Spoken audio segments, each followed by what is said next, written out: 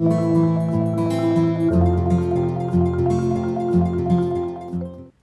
I'm Joanne. I'm one of the prison workers here at Prison Fellowship.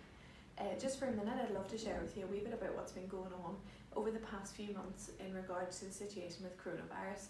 As you would imagine, coronavirus took us all by surprise, and that certainly didn't exclude the prison.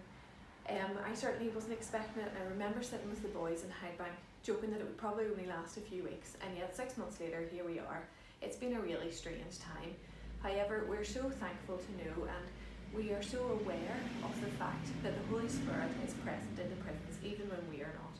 When we are not walking the landings and sitting in the cells and talking to people the way we would normally be, the Holy Spirit is still at work, and so we're so thankful for that.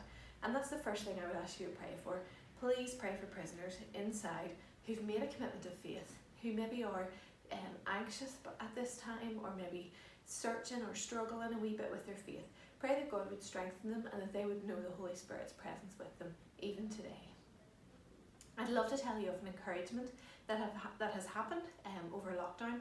Obviously, we haven't been able to do face-to-face visits as we would normally do. However, we've been able to talk to prisoners on the phone. We've been able to have Zoom calls as virtual visits with prisoners, and that's been such an encouragement. It's a lovely thought to think that some prisoner sitting in their cell thinks to themselves, do you know what, I'm going to ring Norman or Lynn or Dean or Joanne and talk these things over. And it's wonderful to be involved in people's lives and be able to add a Christian perspective and talk about problems and issues in their lives through the lens of faith. And we've just been so encouraged that we've been able to do this. I'd love to share with you a verse today from Habakkuk 3. I read it recently, and it says this, Habakkuk speaking, and he says, even though there are no cattle on the hills or sheep in the pens, yet I will praise you, yet I will find joy in the God of my salvation.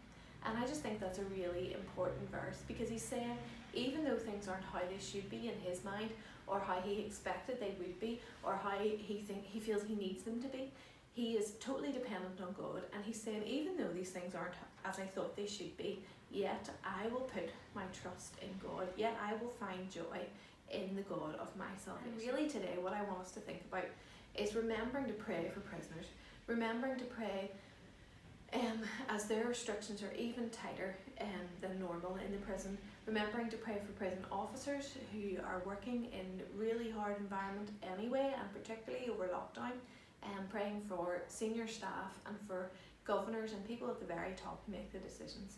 We would ask that you would pray that each one of these people would know the Holy Spirit's presence with them, and would come to know what it means to trust in Jesus for themselves. And we just ask that today you would really know the joy and peace of your salvation, and we would pray that that would one day become a reality for those that we are working with. Thank you.